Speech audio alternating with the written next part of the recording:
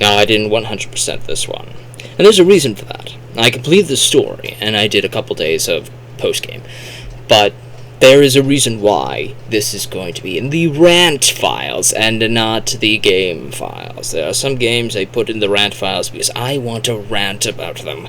And LEGO Marvel Superheroes is one of those that I'm going to rant about.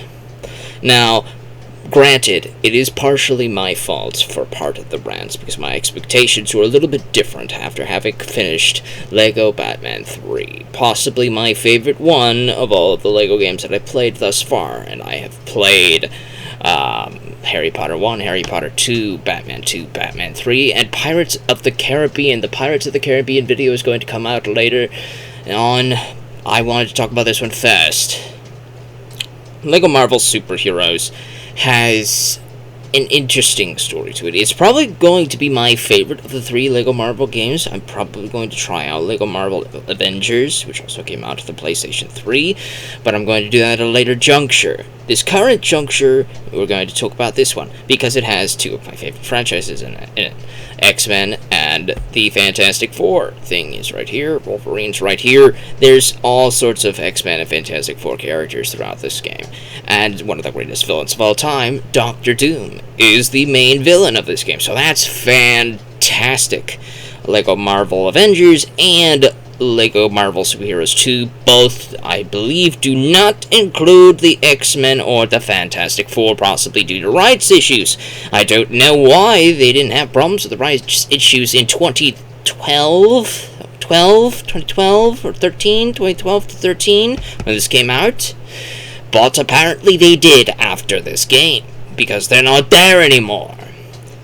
This game features a bunch of storylines mashed together from the first phase of the MCU, mainly Captain America 1, Iron Man 3, 4, and the Avengers movie, the first Avengers movie. They kind of ignore the first Captain America movie because you kind of have to, so it's set in World War II and everything needs to be set around the same time period, so they combine a lot of stuff together and they do that, okay? And they kind of have one thing with Tony Stark's house party. There's a mission in Tony Stark's house party that's kind of reminiscent to the bout with the Iron Patriot in Iron Man 2. So there's an Iron Man 2 moment in here as well. There's moments from Marvel, X-Men's The Last Stand. There's moments from the Fantastic Four, Silver Surfer. There's a lot of stuff in here that fans of the older films are going to love.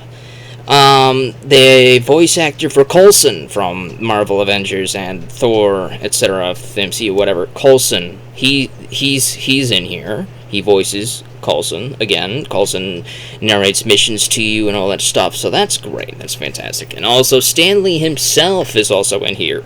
And I mentioned in Batman 3 how Stan Lee was superior to Adam West. Both Adam West and Stan Lee voiced their respective peoples or whatever selves in Batman 3 and LEGO Marvel Superheroes. But which one would I say is superior? Well, I went into this thinking this game came out after Batman 3 when it came out before Batman 3, so no wonder I view it as inferior to Batman 3 in almost every way. In fact, I might even think it's inferior to Batman 2, except on one level.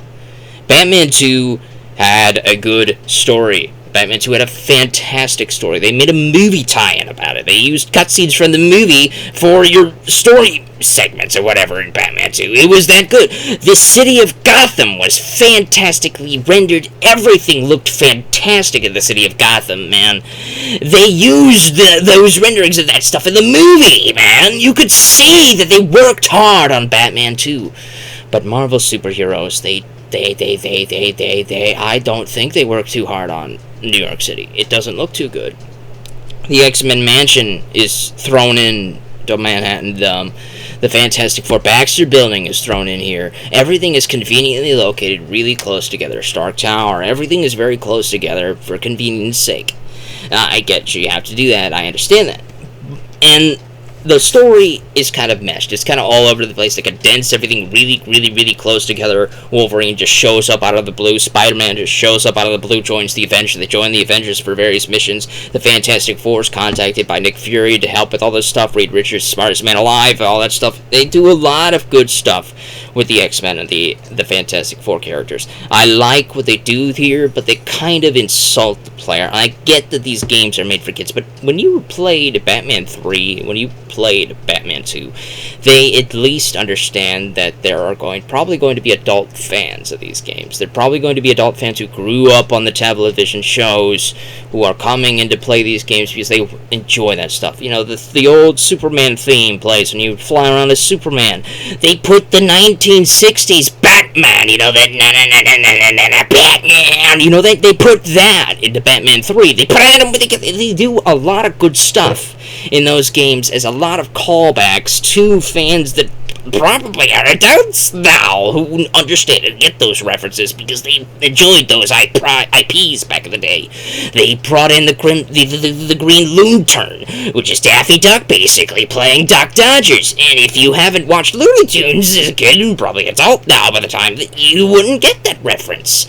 They had a lot of stuff that was really smart and really well put together for the Batman 2 and 3 games that I feel is missing in LEGO Marvel Superheroes. I feel like a lot of those ties to those classic shows of the Marvel shows. I know there's not too many of them. I know there's Spider-Man. I know there's X-Men. Those two had really good shows during the 90s. Where's that? Where's the old classic Spider-Man theme? That could play when Spider-Man's swinging around the web. They could have played that theme. They didn't bring that in. I guess they didn't have the license to it. I don't know. They didn't have the license to any of the themes of the songs. They had to make their own music, I guess. Who knows what's wrong with this game? Who knows why it's wrong with this game? But it's just not in here. There's a lot of stuff that's just not pandered. That's not good nostalgia. It's not good feels. And a lot of the dialogue is incredibly dumbed down. All of the jokes are incredibly dumbed down. The lines these characters deliver are incredibly dumbed down. And there's some good things. Steve Blum comes back to voice Wolverine. He's voiced Wolverine in various movies and things of that nature. So that was a nice thing to see. Wolverine's pretty good for what it's worth in a LEGO game generated to the E10 Plus. And probably one of the best things about it is Deadpool's in this game. He's also one of the worst things about it because I'm going to talk about the gameplay now. We're going to need to talk about that. Whew. Okay, the story is fine. It's serviceable. I have my gripes with it, but it's fine. There's 15 missions just like in Batman 2, just like in Batman 3. There's 15 lengthy story missions. And then there's 10 bonus missions, which are called the Deadpool missions. And they kind of do something that I absolutely like and I absolutely loathe at the exact same time. In Batman 2, when you want to collect characters such as Supergirl, the Martian Manhunter, and things of that nature, the heroes, basically, all the villains you can find automatically as soon as you can go throughout Gotham. You just have to fight them, find them, fight them, then you can unlock them. The heroes are different. In Batman 2, there were all throughout Gotham City, there are these gold brick gates, where you had to collect a certain amount of gold bricks to build this gate, and a hero would come out of the gate and you could purchase them to use whenever you feel like it. All the heroes from Aquaman to Martian Manhunter to Supergirl, they are all characters you have to basically collect a certain amount of gold bricks to unlock them. Supergirl required all of them to be unlocked. You basically had to complete the game to unlock her. And there was nothing you could do after that, basically. Once you unlocked Supergirl, there was nothing left to do. Luckily, I learned that you don't need to collect the vehicles. You don't need to, purchase the vehicles throughout Gotham City to collect gold bricks and whatever. So I left that alone, intentionally. Collected all the gold bricks, unlocked Supergirl, just so I could have some sort of justification to use Supergirl to fly around Gotham City to collect the rest of the vehicles. It was pointless. And a lot of games do this. A lot of games annoy me with that. For example, I have rants for JRPGs. Let's say in a JRPG you have the strongest boss in the game, and you beat that boss, and he drops the strongest sword in the game. What are you gonna use it on? You just beat the strongest boss! Why? There's no point in using that sword now that you've beaten the final boss, the big guy.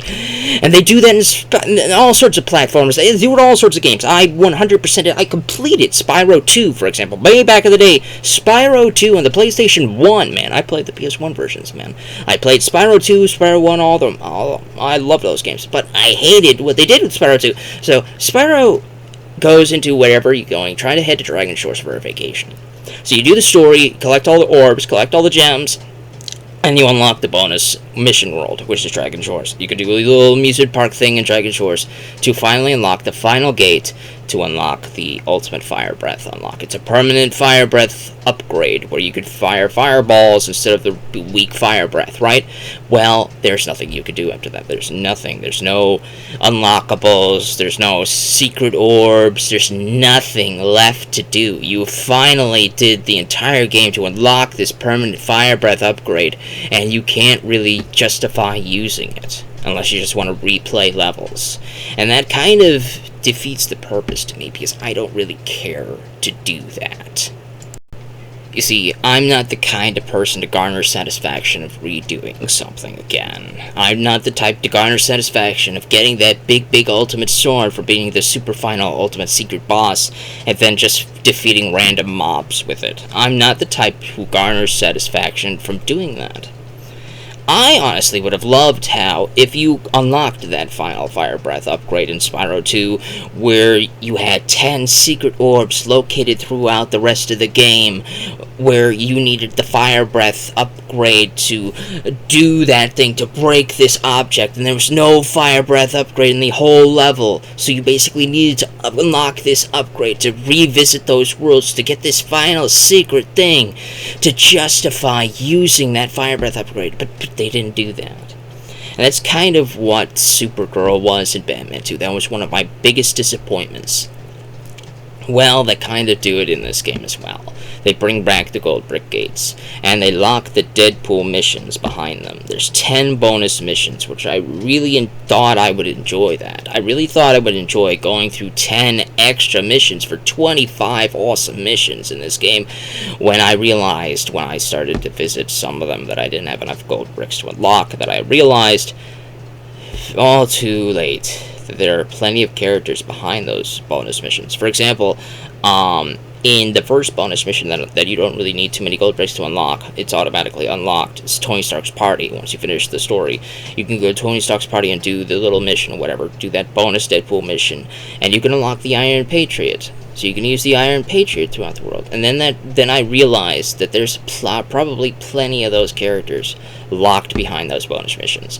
And then I unlocked 50 gold bricks to unlock another Deadpool mission, and I got Daredevil and Kingpin. And I realized that the Blade's probably locked behind one of those missions. Deadpool's locked behind completing all 10 of them. And it's just... that means that I'm gonna have to collect all of the gold bricks, basically, to unlock Deadpool. And then I have to go through and rescue all the Stan Lees, because there's Stan Lees and perils in the Deadpool missions, to unlock Stan Lee. And basically, you complete the game to unlock characters that you want to use, and then once you've completed the characters, you've completed the game and unlocked those characters, there's nothing to use those characters on. There's nothing to unlock with Stan Lee. There's nothing to unlock with Deadpool. There's no unique things or whatever to justify or reward you. It's just the unlocking of the character and roaming around and redoing a mission that you've already completed with that character is your reward. And I hated that, man. I hated that. I thought they would have gotten rid of that from Batman 2. This kept it, and they made it worse, in my opinion. They made it worse because not only are more characters locked behind these gold brick doors, but so are the awesome Deadpool missions, and so is Deadpool, man. It's just no amount of annoying to me. And I talked about it in Batman 3, man, how I was able to unlock the entire roster, including Adam West, leaving about 70 gold bricks left in the game, because I intentionally leave a lot of stuff in the game world to do as late as I possibly can after I've completed the roster.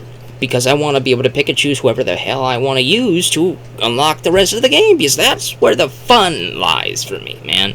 Oh, hey, man, there's this thing that you could use, Thor's electricity to unlock, but maybe you want to use this other character's electricity. Maybe you want to use Deadpool here instead of Hawkeye. Maybe you want to use Venom here instead of Star. You know, there's a lot of stuff there that you, like, the lot of freedom is lost, essentially, in the type of the gold brick doors and all that crap that this game has. Because you can't use Deadpool on the Deadpool missions for this time. You gotta complete everything to use Deadpool, and then you realize, oh, I've already completed all the Deadpool missions. There's no point in using Deadpool on them anymore. There's no point in using Deadpool on the story missions, because I had to complete them all to unlock the final Deadpool mission.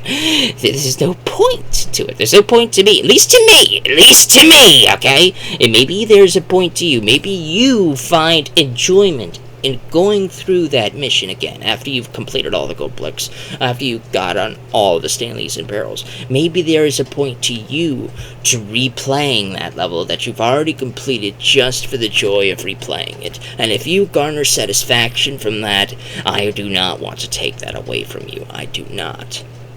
All I am saying is that it ruins the experience for me. It ruins my experience when I realize that I have to basically complete the game to unlock characters that I wanted to complete the game with. And it basically means that once you unlock Stan Lee, there's no point in using him. The game's done. The game is complete. There's nothing left to do. And now I'm completely bored out of my mind. Oh, sure, I can swing around with Stan Lee. I can fly around in Stan Lee's thing. I can use Stan Lee in the story missions I've already completed, but I just garner no satisfaction from it. The game shows 100% complete, so there's nothing left for me to do. And that's just disappointing, and that's why this is going into the rant files. I haven't 100%ed this game yet, because I realized after completing my third Deadpool mission, I'm probably going to have to... And it's just... the satisfaction's gone. It's gone. And that sucks. At least to me it does. Maybe not to you. But to me, I hated that. In Batman 3, I could unlock the entire roster with 60 to 70 gold bricks left, and I can use any character I wanted, from Green Lantern to Adam West, who kinda sucked, to collect the rest of the remaining gold bricks. And that was awesome to me. That meant I had a fourth of the game I could do with an entire roster at my fingertips. Not so in LEGO Marvel Superheroes. And that is disappointing.